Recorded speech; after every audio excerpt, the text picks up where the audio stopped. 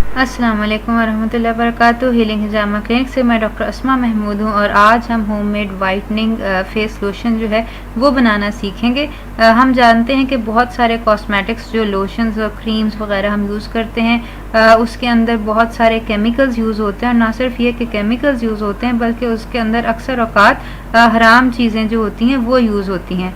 तो क्यों ना हम अपने हलाल तैयब और अच्छे इंग्रेडिएंट्स यूज़ करते हुए घर में अपना फेस लोशन और अपने कॉस्मेटिक्स जो हैं वो बनाने की कोशिश करें और इसको हम मॉडिफाई भी कर सकते हैं। ये आपके सामने पबमेड की रिसर्च है जिसके अंदर उन्होंने बताया है कि कॉस्मेटिक्स के अंदर ऐसे केमिकल्स होते हैं जो कि ब्रेस्ट कैंसर कॉज करते हैं और ना सिर्फ ये कि ब्रेस्ट कैंसर बल्कि बहुत सारे कैंसर जो होते हैं इन कॉस्मेटिक्स के अंदर मौजूद जो मादनियात और केमिकल्स होते हैं उनसे एसोसिएटेड होते हैं और हम ये कॉस्मेटिक्स रोज़ाना बाकायदगी से इस्तेमाल करते हैं ये सोचे बगैर कि ये केमिकल्स हमें कितना नुकसान दे रहे हैं।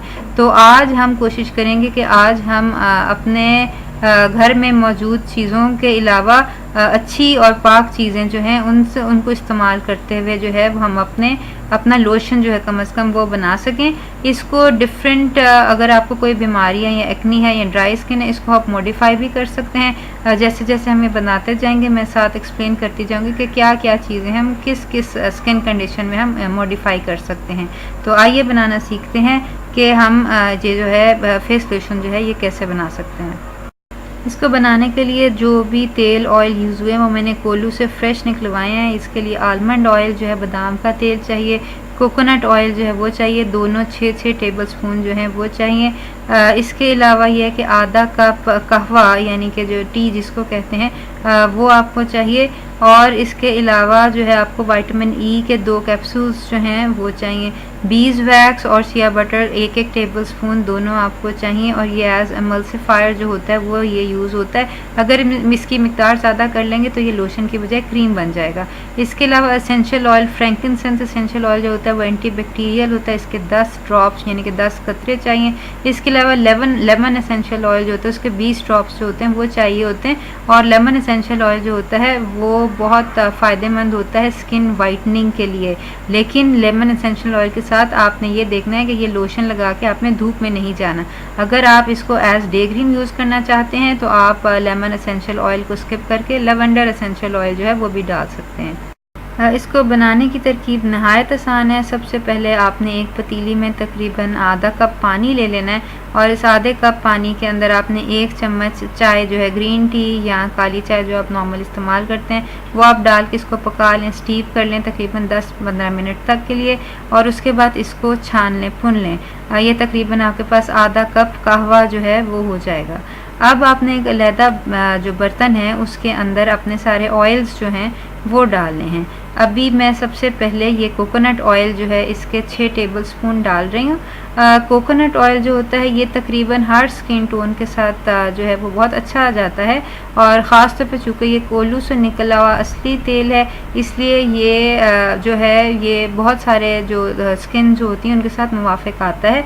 अगर आपकी बहुत ज़्यादा ऑयली स्किन है या एक्ने वाली स्किन है तो आप कोकोनट की बजाय एक्स्ट्रा वर्जिन ऑलिव ऑयल जो है वो भी ले सकते हैं, वो भी स्किन के लिए बहुत अच्छा है। इसके अलावा ये 6 टेबल स्पून कोकोनट ऑयल के अलावा 6 टेबल स्पून जो है ये बादाम का तेल यानी कि स्वीट आलमंड ऑयल जो है ये मैं डाल रही हूँ। ये भी मैंने कोल्लू से निकलवाया है यानी कि ये फ्रेश है, एक्स्ट्रा वर्जिन है, फर्स्ट कोल्ड प्रेस्ड है और मैं जितने भी तेल इस्तेमाल करती हूँ, खाती हूँ, लगाती हूँ वो तमाम के तमाम जो है वो कोल्लू से निकले हुए होते हैं। अगर आप में से कोई ऑर्डर के ऊपर ये क्रीम बनवाना चाहे तो वो हमें एंड में दिए गए नंबर जो है उस पर कॉल कर सकते हैं और अपने ऑर्डर जो है वो भी लिखवा सकते हैं। ये आलमंड ऑयल के अलावा भी एसेंशियल ऑयल जो है फ्रैंकिनसेंस के ये हमने डाला है। ये एंटीबैक्टीरियल भी बहुत अच्छा होता है और अब ये लेमन एसेंशियल ऑयल जो है इसके 20 कतरे डालें जो कि बेसिकली इस लोशन या इस क्रीम के जो वाइटनिंग इफ़ेक्ट हैं वो इस लेमन एसेंशियल ऑयल की वजह से हैं। इसके अलावा इसके अंदर ये विटामिन ई के 2 कैप्सूल्स जो हैं ये मैं डाल रही हूँ। विटामिन ई जो होता है ये बेसिकली इसकी एज ए प्रिजर्वेटिव काम करता है। आप ये देख सकते हैं कि इसके अंदर मैंने कोई भी ऐसी चीज़ नहीं डाली जो कि हम खा नहीं सकते और ये आयुर्वेदा का और तिब्बे नबी का बुनियादी असूल है कि जो चीज़ आप खा नहीं सकते वो अपनी स्किन पे भी ना लगाएं। ये अब शिया बटर है, शिया बटर एज एमल्सिफायर यूज़ होता है। इसका 1 टेबलस्पून भर के जो है वो मैंने डाल दिया है। आप चाहें तो शिया बटर के बजाय 2 टेबलस्पून बीज वैक्स जो है, ये जो हनी बी की वैक्स होती है, ये भी डाल सकते हैं। मैंने 1 टेबलस्पून बीज वैक्स डाल दिया है। अब हम ये तमाम ऑयल्स और ये शिया बटर और बीज वैक्स और विटामिन ई जो है, इसको हम हैंड ब्लेंडर से मिक्स कर लेंगे। आप चाहें तो इसको अपने मिक्सी में या जो मिक्सिक वाला जग होता है उसमें मिला सकते हैं, लेकिन उसमें ये सही इमल्सिफाई नहीं होता। बहुत बेहतर होगा कि आप हैंड ब्लेंडर जो है या स्टिक ब्लेंडर जो है यूज़ करें। अब इसके अंदर जो आधा कप कहवा हमने जो चाय स्टीप की थी वो डाल रहे हैं। चाय की जो होती है वह रिच इन एंटीऑक्सीडेंट्स हो जाते हैं। ये जो आपके पास क्रीम बनेगी ये ना सिर्फ आपकी स्किन के लिए बहुत अच्छी है बल्कि एंटीऑक्सीडेंट्स होने की वजह से अगर आप इसको आंखों के इर्द गिर्द रात को अपने डार्क सर्कल्स पे लगाएं तो उसके लिए भी ये बहुत फ़ायदेमंद है। और इसको आप अगर रोज़ाना इस्तेमाल करें तो आपको 1 हफ्ते के अंदर ही अपने डार्क सर्कल्स कम होते जो हैं वो नज़र आएंगे, एक्ने इम्प्रूव होती नज़र आएगी। इसको आप किसी भी बॉटल में डाल लें, ये आपकी मर्ज़ी है, छोटी या बड़ी या जैसा भी कंटेनर आपको पसंद है उसके अंदर डाल लें। अगर मौसम अच्छा हो तो इसको फ्रिज में रखने की ज़रूरत नहीं है। अगर बहुत ज़्यादा गर्मी है तो अगर आप इसको फ्रिज में रख लें तो बहुत बेहतर होगा। फ्रिज के अंदर ये तकरीबन 6 माह तक ठीक रहती है, बाहर इसको तकरीबन 2 माह जो होते हैं 2 से 3 माह तक आप रख सकते हैं।